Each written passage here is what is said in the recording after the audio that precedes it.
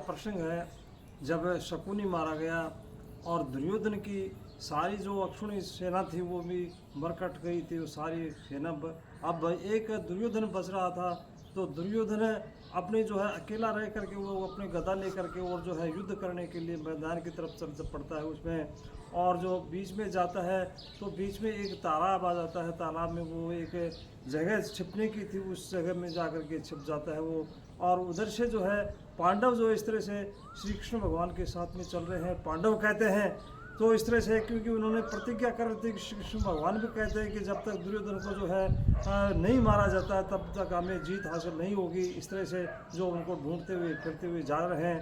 तो गांव वाले जो उन लोगों को देख लिया था दुर्योधन को छिपते हुए, तो वहाँ जाते हैं। तो उसमें रास्ते में जो है बीच में वो गांव वाले मिल जाते हैं। तो गांव वालों ने बताया उनको कि एक मुकुटधारी व्यक्ति को हमने इस तालाब में छिपते हुए देखा है इसमें इस तरह से। और उधर से जो है बलराम भी आ जाते हैं। बलराम ने भी देखा था कि बलराम जो है इस तरह से उसको ललकारता है।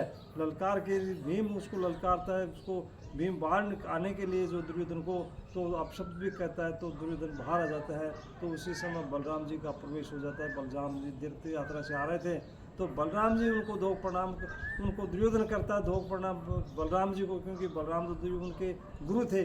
उनको धनु ये जो सारी जो है गदा ये सारी विद्या बलराम ने सिखाई थी। इस तरह से जो है उनको युद्ध करने के लिए जो है वो दुर्योधन कहता है कि मेरे पास में गदा के अलावा और कोई साधन नहीं है, मैं गदा से युद्ध करूंगा।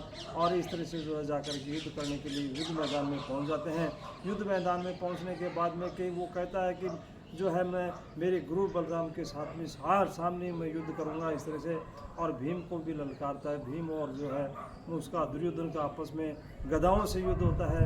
तो गदाओं से युद्ध होता है तो श्री कृष्ण भगवान को तो ये पता था कि भीम में वो धैर्य है, वो शांति है उसमें। जब ये जो है दुर्योधन थक जाएगा तो अपने आप ही जो है उसमें हार जाएगा। इस तरह से जो है उसको ये जो है निश्चित उसको था।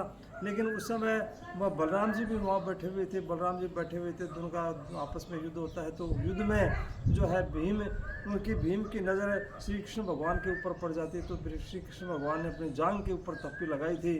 तो जो जांग के ऊपर उनके प्रतिज्ञा कर रहे थे कि जांग की हड्डी तोड़नी है, तो जांग की हड्डी के ऊपर प्रतिज्ञा उसमें की थी। तो जांग के ऊपर जो है प्रहार करता है। जांग के ऊपर प्रहार करने के बाद में जो है उसमें वो गिर जाता है। दुर्योधन गिरने के बाद में जो उसकी वो जो सारी सर के ऊपर वार करता है। और सर के ऊपर वार करने से जो है इस तरह से बलरामों को देखता है कि ये जो है न्याय के विरुद्ध है।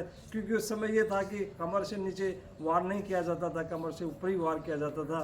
तो इसमें बलराम ने कहा कि इसमें श्री कृष्ण भगवान ने उनको रोका, क्योंकि बलराम जी जो है भीम के ऊपर जो है उसको मारने के लिए दौड़ रहे थे। श्री कृष्ण भगवान ने उनको रोका कि रुकिए, आप जो है उस समय की बात को याद करिए जब द्रौपदी का चीरहरण हो रहा था। ये सारे के सारे देख रहे थे और उसकी याद रहा। इस तरह से जो है दुर्योधन को जो है इस तरह से उसको ख़त्म कर दिया।